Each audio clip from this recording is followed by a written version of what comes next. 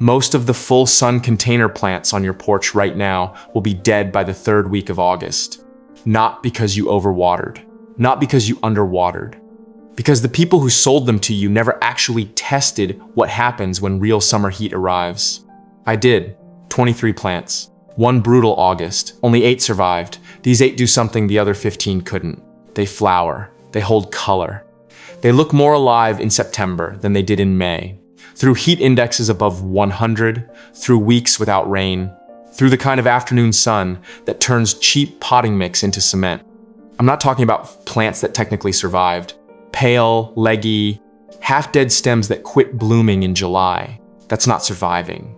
I mean plants I walked out to check in the third week of August when everything else had already collapsed and they were visibly thriving. That's a different standard.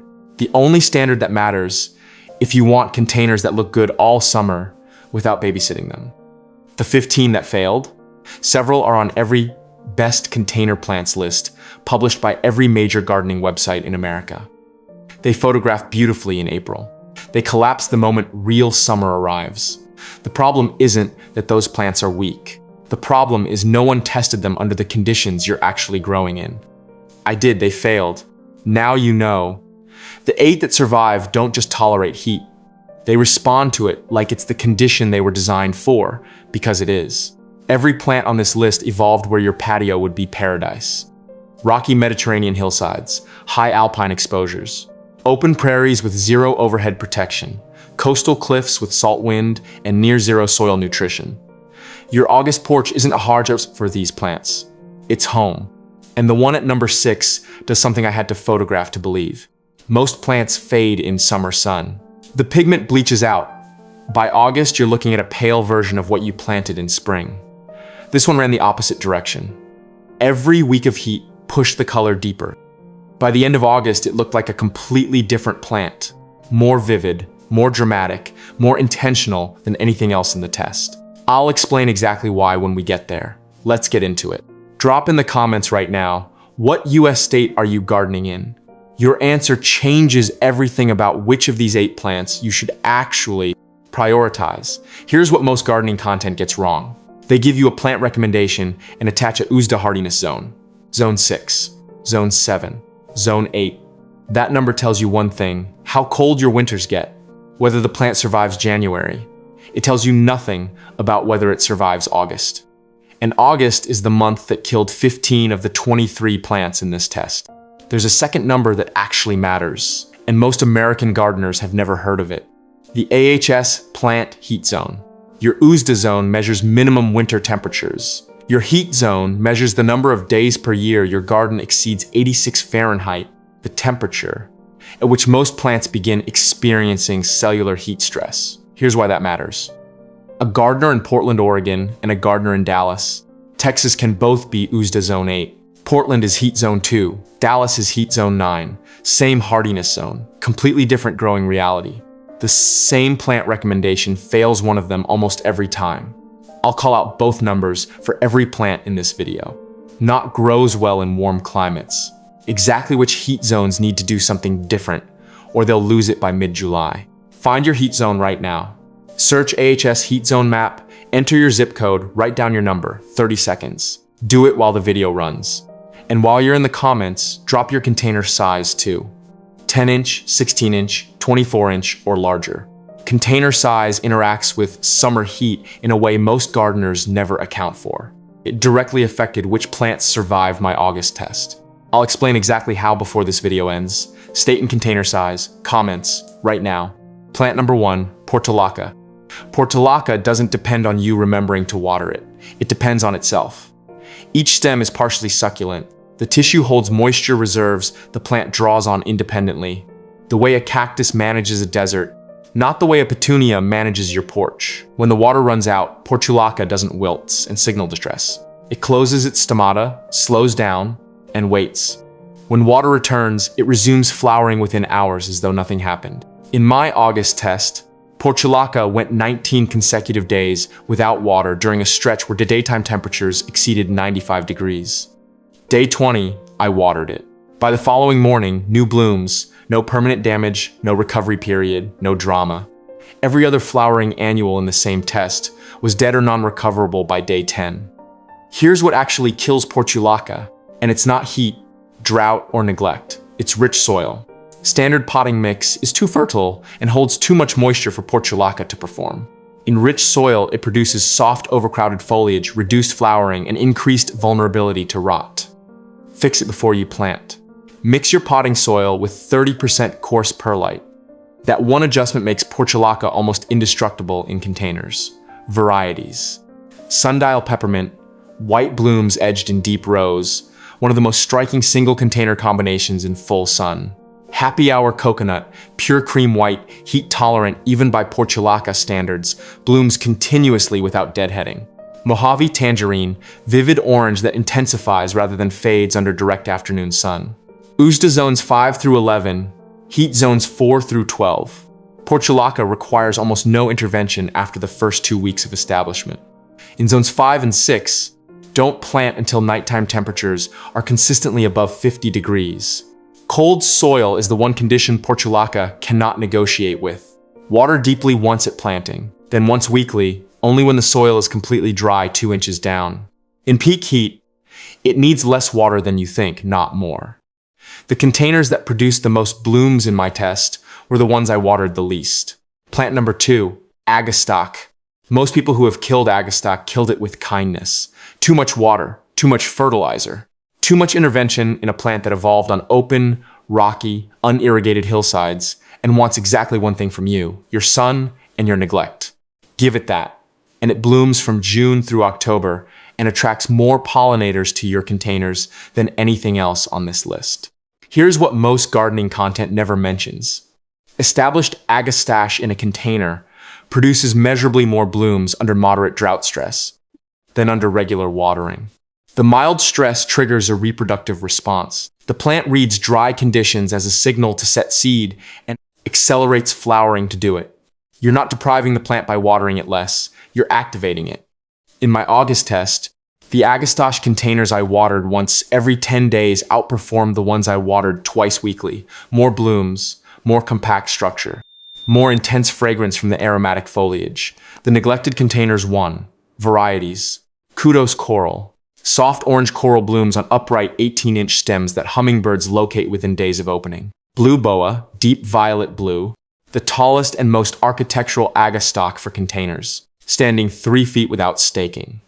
Poquito butter yellow, compact at 12 inches, one of the best options for smaller containers and window boxes. Heat zones 5 through 10, agastache is the full sun container perennial most. Gardeners in those regions have never tried and should have planted years ago. Water once at planting, then once every 10 days. Stop completely in fall. Watch it come back next spring more floriferous than the season before. Plant number 3, lantana. Lantana doesn't slow down in heat, it accelerates. While every other flowering plant in your garden is conserving energy and reducing bloom, production to survive August, lantana reads rising temperatures as a signal to perform harder. More flowers, more color intensity, faster bud development. The hotter your summer gets, the better lantana looks. That's not a lucky trait, it's the biological signature of a plant that evolved where heat is not a stressor but a resource. In my August test, lantana was the only plant that produced more blooms in week 4 of a heat event than in week 1. Every other survivor held steady or declined slightly. Lantana increased output.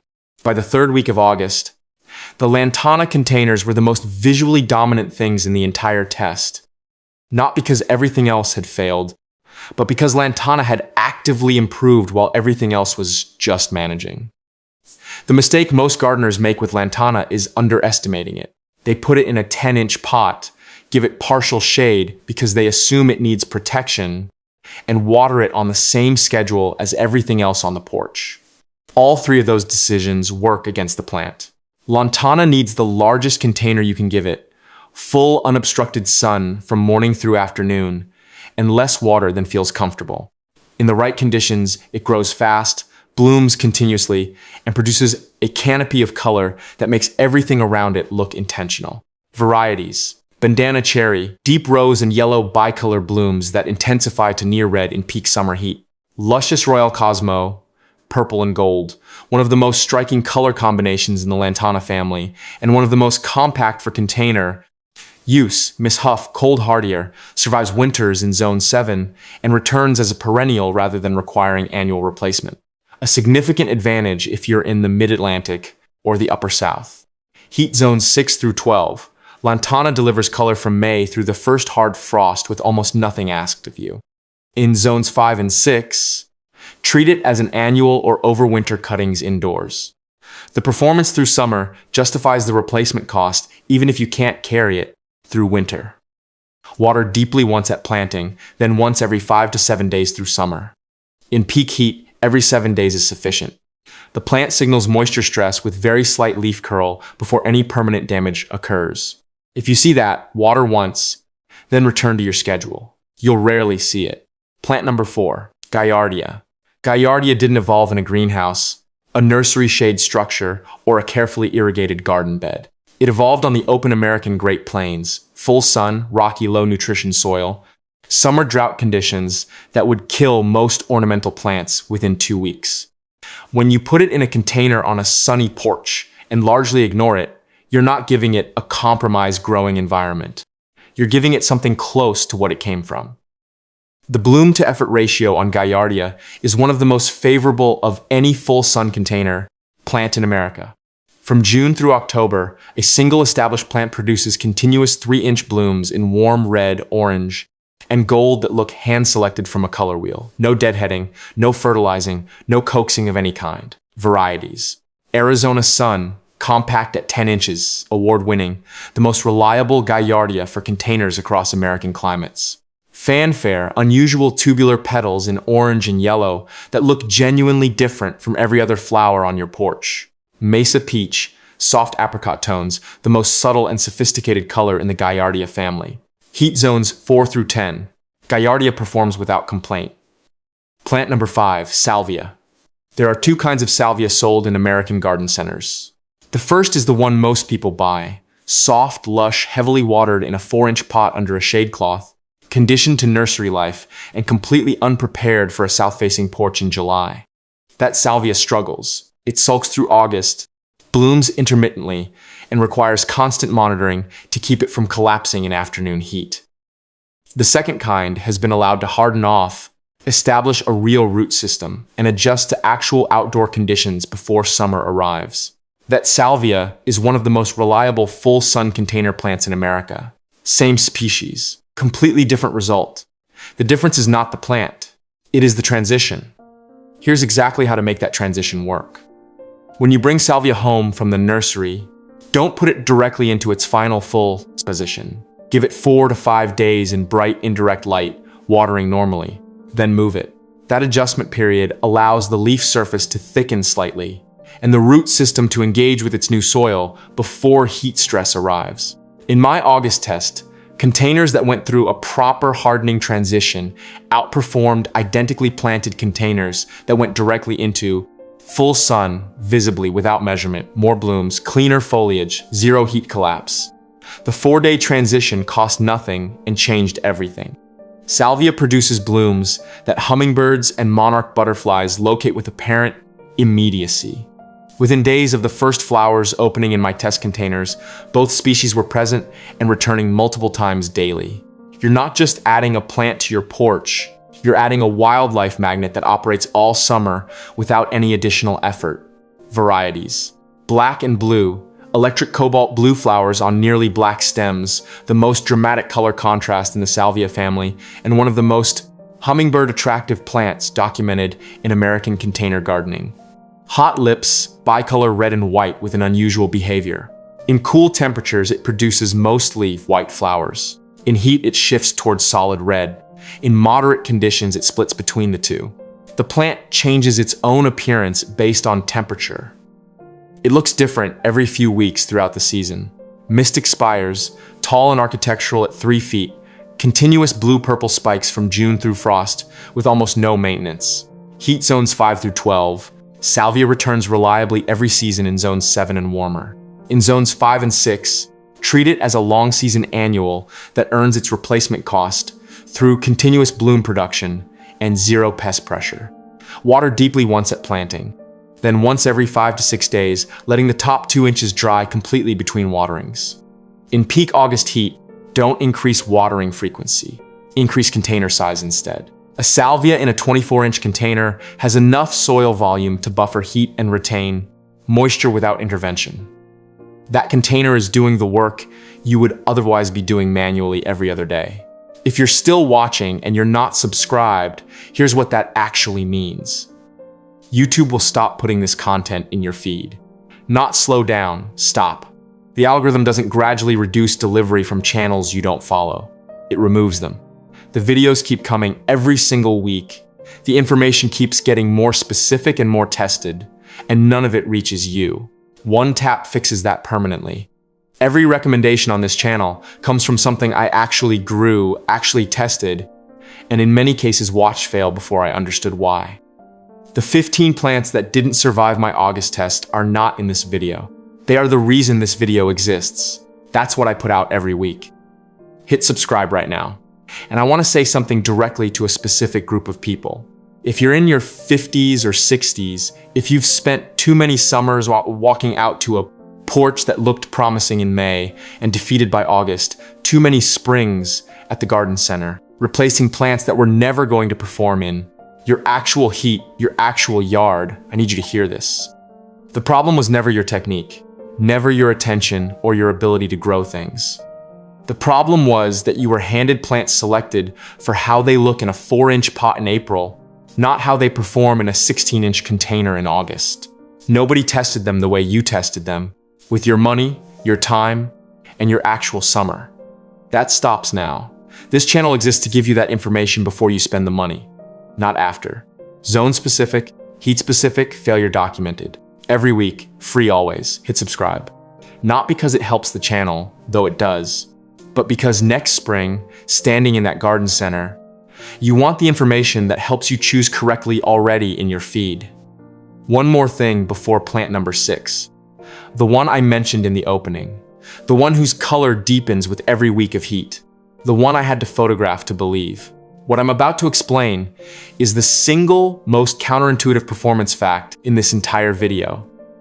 And you're going to want to know the channel that found it before the next growing season starts. Hit subscribe first, then we'll get into it. Plant number 6, Dilosperma, hardy ice plant.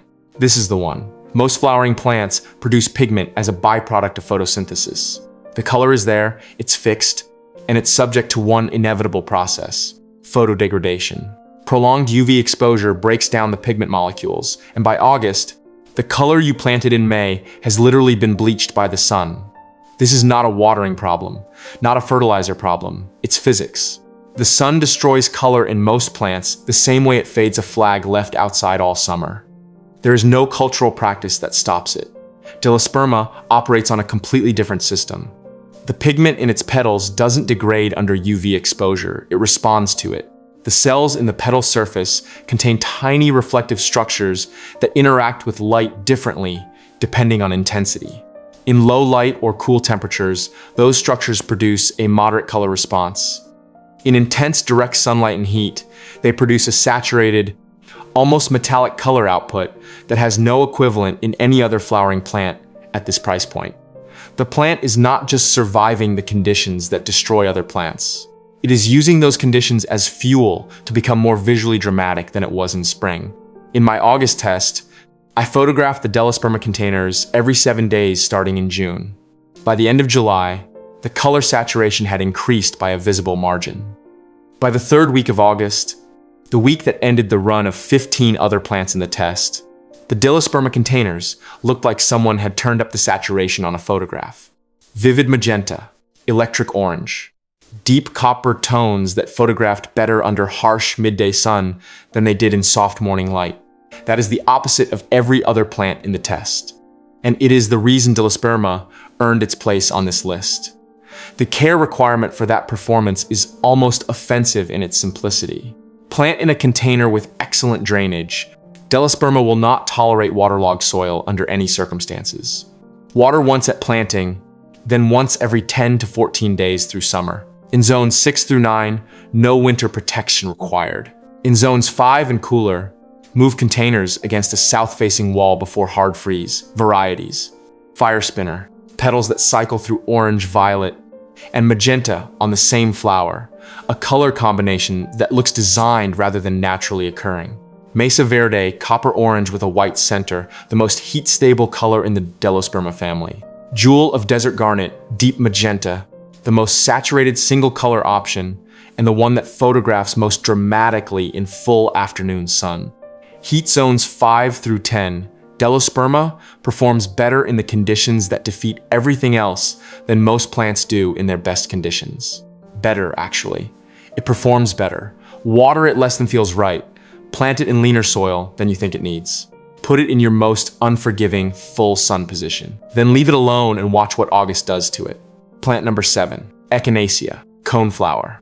Echinacea is the only plant on this list that gets measurably better every single year without any intervention from you. More stems, more blooms, deeper root anchorage, greater heat resilience. Every successive season for the first 4 to 5 years of growth. What you buy this spring is the worst version of this plant you will ever own. Every August after this one, it performs at a higher level than the August before. In my August test, I had 3 Echinacea containers at different stages. First year, second year, third year. The first year plant produced 14 simultaneous blooms at peak flowering. The second year produced 31. The third year produced 58. Same species, same variety, same container size. The only variable was time. The plant compounded its own performance with every season it was allowed to establish, without asking for anything additional in return. Here's what that math looks like. A single Echinacea plant costs $4 to $8 at most American nurseries. By year 3, it produces a bloom display that would cost $40 to $60 to replicate with annuals. And it produces that display again the following year without being replaced, repurchased, or fertilized beyond an annual top dress of compost. I have Echinacea containers entering their 5th season. The original $6 plant has never been divided, never been replaced. It produces more than 70 simultaneous blooms at peak August flowering.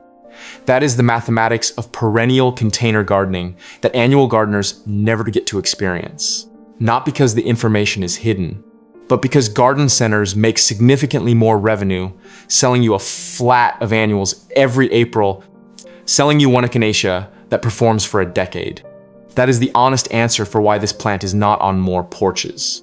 Leave the seed heads standing through fall and winter. Goldfinches locate them within days of the blooms transitioning to seed in September. They return daily from October through February, feeding on seeds that cost you nothing to produce and nothing to maintain. Varieties: Magnus purple, larger flower heads than the wild species, more upright habit in containers, reliably perennial across zones 3 through 9. Cheyenne Spirit, red, orange, yellow, and cream from the same seed mix. Each container a slightly different combination that looks curated rather than random. Powwow Wild Berry, compact at 18 inches, deep rose purple, the most container-appropriate variety for 16-inch pots. Heat zones 4 through 9. The first summer requires the most attention. Every summer after that requires less. By year 3, it is essentially self-managing through August while producing the most impressive bloom display in your entire container lineup. Water deeply once at planting, then once every 6 to 7 days through the first summer. In year 2 and beyond, once every 8 to 10 days is sufficient even during peak heat. The deepening root system handles the rest. Plant number 8, Scaevola, fanflower. Most American gardeners have never grown it, have possibly never heard of it, and will be searching for it at their local nursery within 48 hours of watching this video. It also produced the most consistent performance data of anything in my August test. Not the most dramatic single moment, but the most reliable sustained output across the full 31 days of peak summer heat. While other plants had strong weeks and difficult weeks, Scaevola simply bloomed every day, without interruption, without deadheading, without a single intervention from me. Scaevola is native to coastal Australia, not inland coastal. It evolved in intense UV exposure, salt wind, sandy, low-nutrition soil with near-zero moisture retention, and temperature swings that would break most ornamental plants within a week. When you place it in a full sun container on an American porch in August, You are not asking it to tolerate difficult conditions. You are placing it in something that, from the plant's biological perspective, is a reasonable approximation of home. The flower structure is the first thing people notice. Each bloom is a half circle, 5 petals fanned on one side, nothing on the other. It looks asymmetrical in a way that appears intentional, designed almost architectural. Massed across a container, dozens of those half-circle blooms create a texture that is genuinely unlike anything else in full-sun container gardening. People who see it for the first time ask what it is before they ask anything else. In my August test, I tracked bloom count across all 23 containers at the beginning and end of a 10-day heat event where temperatures exceeded 98 degrees. Every annual in the test lost between 40 and 100% of its active blooms during that period. Among the 8 survivors, most held steady or declined slightly. Scavula increased bloom output by approximately 20% over the same 10 days. The heat event didn't stress it. It triggered a flowering response that made the container look better at the end than at the beginning. Never fertilize Scavula with high nitrogen fertilizer. High nitrogen produces lush foliage and dramatically reduced flowering. The plant puts energy into leaves instead of blooms. If you fertilize at all, use a low nitrogen, high phosphorus formula at half the recommended rate once in early summer, then stop.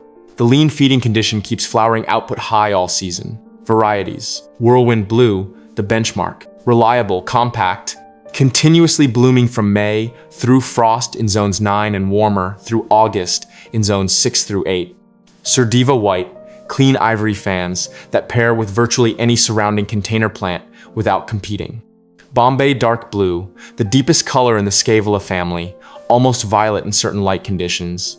One of the most visually striking full-sun container plants available at a standard nursery price point. Heat zones 6 through 12. Scavula earns its replacement cost every single season through bloom production that does not stop when August arrives. Water once at planting, then once every 5 to 6 days.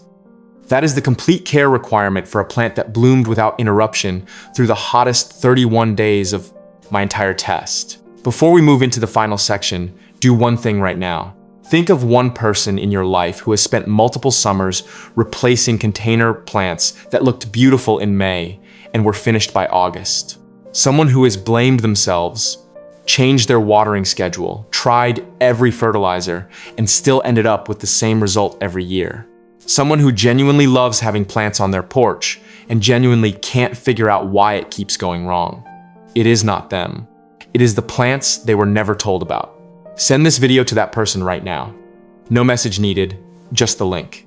That one action could save them years of frustration, hundreds of dollars in replacement plants, and the specific quiet defeat of walking out to a porch in August and seeing failure where there should be flowers.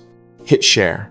Do it before you forget. Right now, hit the like button. Not for me, not for the channel. Because every like tells YouTube this content is worth showing to other gardeners who are standing in a garden center right now looking at a table full of plants that will not survive their August. Gardeners who have no idea Scavula exists, that Delosperma gets more saturated with every week of heat, that the Agastic they walked past without a second look would have outperformed the Petunia flat they just put in their cart by every measurable standard from July through October. Your one tap puts this information in front of those people. Not eventually, immediately. The algorithm reads likes in real-time time and adjusts distribution within hours. Someone in Dallas, someone in Atlanta, someone in a Zone 8 garden in coastal South Carolina who has killed the same heat-sensitive annual 3 summers in a row. Your like is what gets this video into their feed before they go back to the garden center next weekend and make the same purchase again. The like button is not payment. It is distribution. It is the mechanism that determines whether this information reaches the gardeners who need it or stays contained to the people who already found it. The list is done. But this video is not. Hit like. Then stay with me for the part that actually makes everything else work. The 3 specific mistakes that kill more full-sun container plants than heat, drought, and neglect combined. Mistakes that apply to every plant on this list. Mistakes that can undo everything you just learned if you don't know what they are. You now have 8 plants. The question is which ones to combine, and the answer is not random. Every high-performing full sun container needs three things working simultaneously: a thriller, a filler, and a spiller. A plant that commands attention vertically. A plant that fills horizontal space with color or texture. A plant that softens the container edge and creates the sense that the arrangement is spilling naturally outward. Most gardeners know this framework. What they don't know is which specific combinations from this list hold up under August conditions. Not in April, when everything looks good, but when real summer heat is deciding which arrangements survive and which ones fall apart. The combination that performed best across my entire test: Salvia black and blue paired with Delosperma fire spinner and Scaevola whirlwind. Blue in a 24-inch container. The Salvia provides vertical thriller structure at 3 feet. The Delosperma fills the mid-level with an expanding mat of iridescent blooms that intensify as heat increases. The Scaevola trails over the container edge, softening the structure with continuous fan-shaped blooms. In peak August heat, this combination doesn't just hold. The Delosperma and Scaevola are both hitting their visual peak at exactly the moment most containers on the street look depleted. The arrangement looks more intentional in August than it did in June. That is the standard every combination you plant should meet. The second combination: Echinacea powwow wildberry with Agastache kudos coral and Gallardia Arizona sun. All native adjacent, plants that evolved in American prairie and open hillside conditions and respond to the same environmental pressures. In a 24-inch container, the Echinacea provides architectural height and the wildlife magnet that brings goldfinches and monarchs to your porch. The Agastache fills in with continuous hummingbird attractive blooms and aromatic foliage. The Gallardia spills forward with warm red and orange tones that tie the palette together. 3 plants, 1 container. Every pollinator group that visits American gardens all summer. Drop in the comments right now, which of these 8 plants surprised you most? Because when I tell people Delosperma looked better at the end of 31 days of peak August heat than at the beginning, most don't believe it until they see the photographs. When I tell people Scaevola increased bloom output during a 10-day heat event above 98 degrees, the response is almost always the same. That cannot be right, because that is not what plants are supposed to do. Which one got you? Tell me in the comments. The third combination is the simplest, and the one that required the least intervention of anything I ran through the test. Portulaca sundial peppermint with Lantana bandana cherry in a 20-inch container.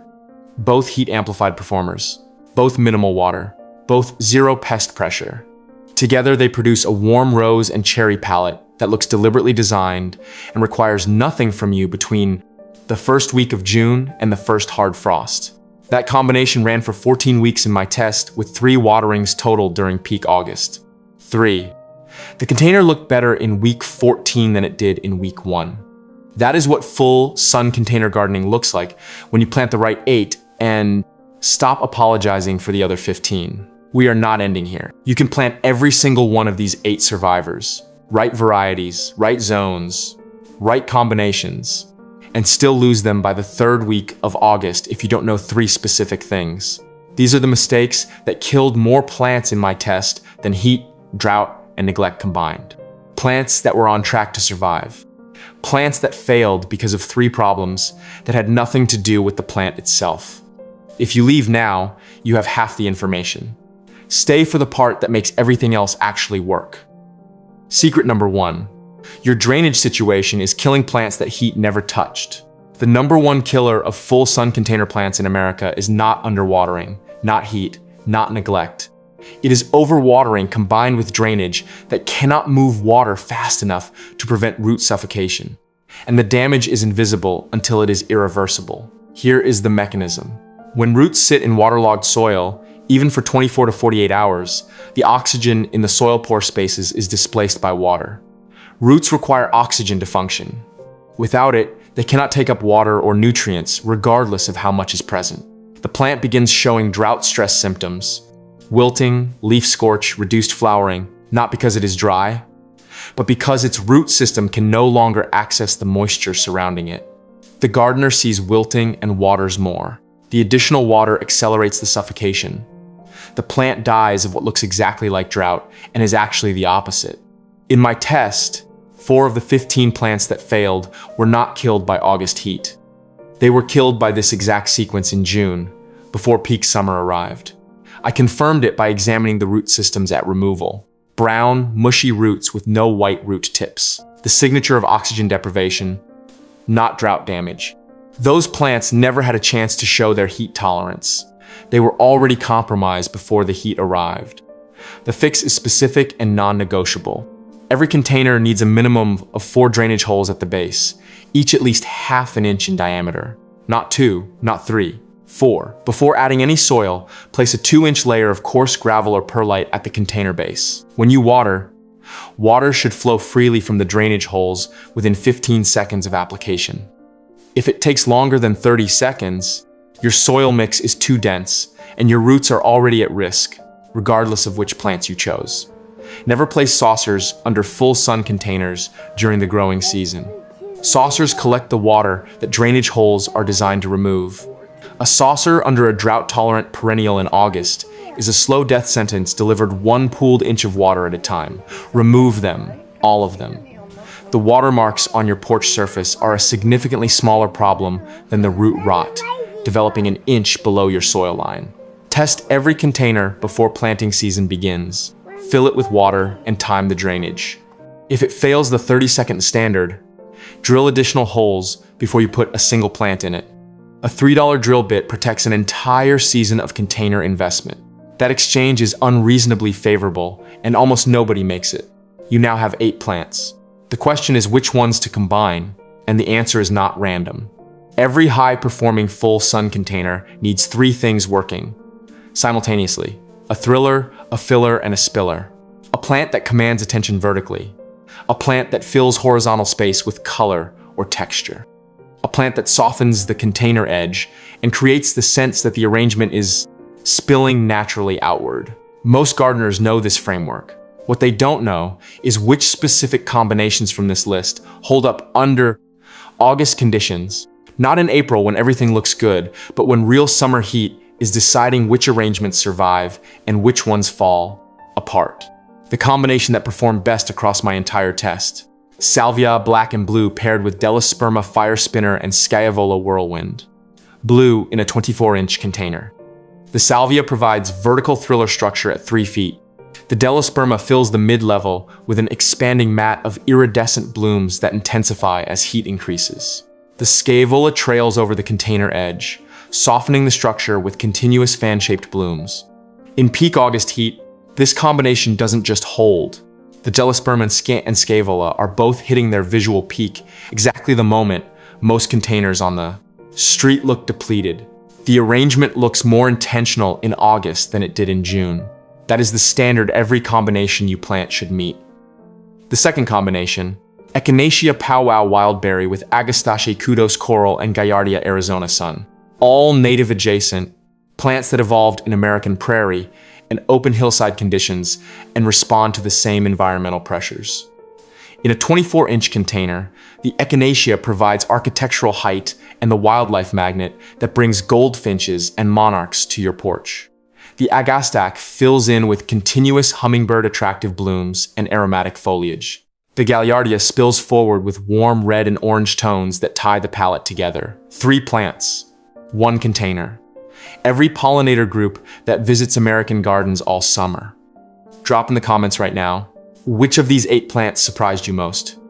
Because when I tell people Delosperma looked better at the end of 31 days of peak August heat than at the beginning, most don't believe it until they see the photographs.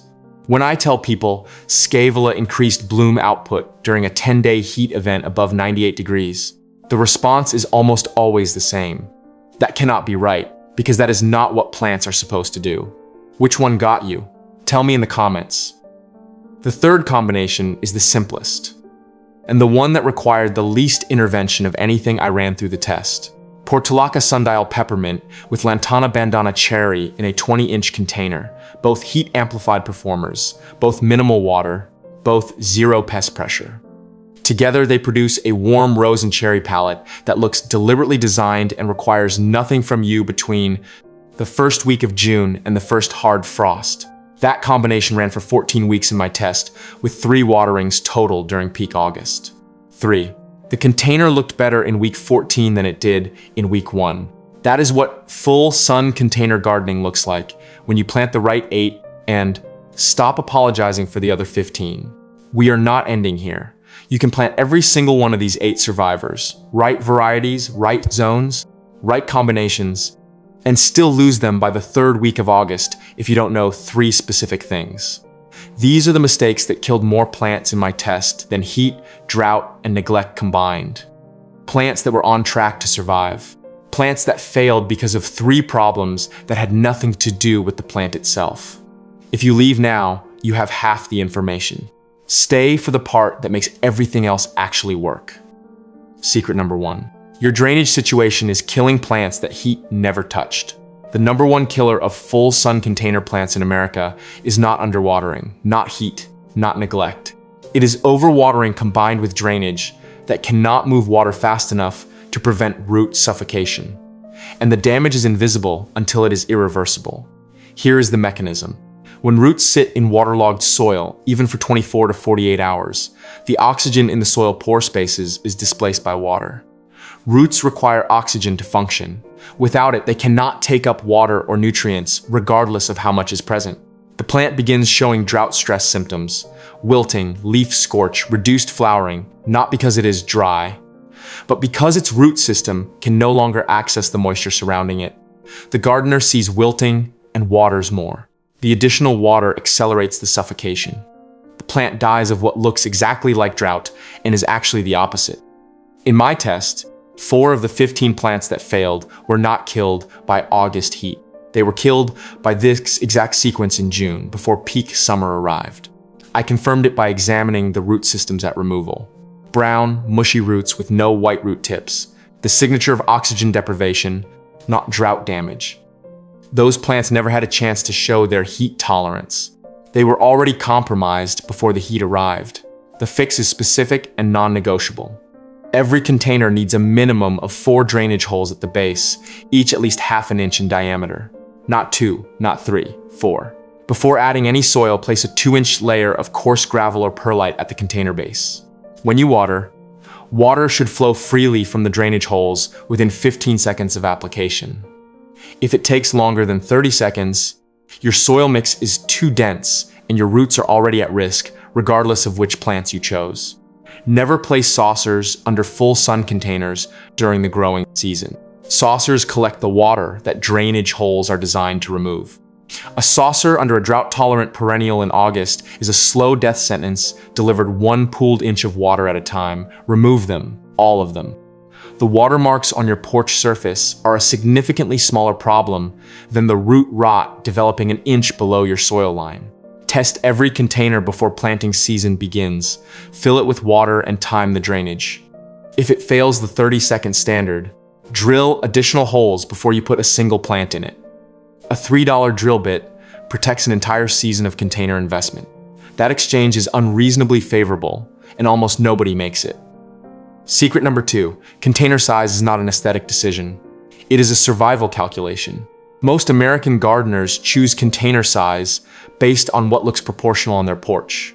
A medium plant gets a medium pot. A small plant gets a small pot. That logic produces attractive arrangements in April and failed containers in August, and the reason is specific. Soil volume determines thermal mass. Thermal mass determines how quickly the root zone heats up during a heat event.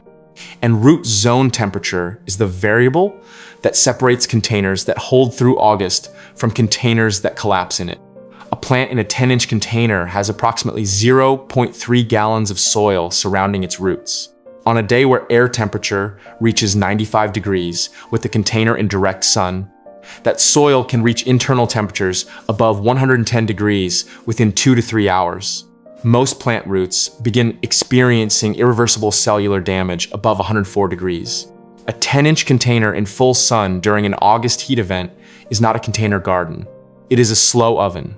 The same plant in a 16-inch container has roughly 1.5 gallons of soil, 5 times the thermal mass. A 24-inch container has over 3 gallons. That additional volume buffers root zone temperature the way insulation buffers a house. Enough to keep the root system below the damage threshold during the heat events that destroy smaller containers completely. In my August test, I ran identical plantings of Agastache in 10-inch, 16-inch, and 24-inch containers. The 10-inch plant failed in week 2 of peak heat. The 16-inch plant showed moderate stress but recovered. The 24-inch plant bloomed continuously through all 31 days without visible stress response. Same plant, same variety, same care, same sun exposure. The container size was the variable, the only variable. Minimum container size for every plant on this list is 16 inches in diameter. For Lantana, Echinacea and Salvia specifically, 24 inches is the correct specification. Anything smaller defeats the central promise of this entire video, that these plants are low maintenance in summer heat. They are low maintenance in an appropriately sized container. In an undersized container, no plant on this list can deliver on that promise regardless of how heat tolerant its genetics are. Secret number 3, the soil formula that does half your work before summer starts. Never use standard garden soil in containers. It compacts under repeated watering cycles, destroys drainage, and bakes into a near impermeable layer by midsummer. Never use cheap potting mix alone. Most budget mixes are predominantly bark-based, hold excessive moisture, and provide almost no structural support for root development in heat. The correct formula: 50% quality potting mix, not the cheapest option, the one with visible perlite already incorporated. 30% additional coarse perlite, non-negotiable for every drought-tolerant plant on this list, and the single amendment that most improves drainage without sacrificing moisture retention. 20% aged compost, slow-release nutrition through the season without the synthetic fertilizer spike that produces soft, heat-vulnerable growth in plants that evolved in low nutrition conditions. Every spring, remove the top 2 inches of existing container soil and replace with fresh compost mixed with a slow-release granular fertilizer at half the recommended rate, 10 minutes per container, once per year. That is the complete annual soil maintenance for every plant on this list: 50, 30, 20. Write that down before this video ends. Put it somewhere you'll see it in spring. It costs less than a flat of annuals and outperforms every soil amendment marketed specifically for container gardening at 3 times the price. Before this video ends, one thing to say directly and one specific action to take before it's 24 hours old. If you've spent too many summers walking out to a porch that looked like a catalog in May and a disappointment in August, if you've spent too many springs at the garden center replacing plants that cost real money and delivered nothing past July, hear this clearly. The problem was never you. It was the information you were never given. The garden center has a financial interest in you replacing plants every season. This channel has an interest in you never needing to. Subscribe right now. Zone-specific, heat-specific, failure-documented content every single week. Free, always. Hit subscribe so YouTube delivers it automatically. Now here's the specific action. This week, go look at whatever full sun containers you're currently running. Not the ones you're planning, the ones that exist right now. Check 3 things. Count the drainage holes. Fewer than 4, mark it. Measure the diameter, smaller than 16 inches, for any plant on this list, mark it. Pick up a handful of soil. If it compresses into a ball and holds its shape, your mix is too dense and your roots are already working harder than they should through August. Those 3 checks take 5 minutes. What you find will tell you more about why your containers have underperformed than any plant variety decision you have ever made. Tell me in the comments, which 3 plants from this list are you adding this season? And what state are you gardening in? Your heat zone changes everything about which of these 8 should be your priority. You now know what survived. You know why they survived. You know the 3 mistakes that would have taken them down regardless. Now, go fill those containers. I'll see you in the next one.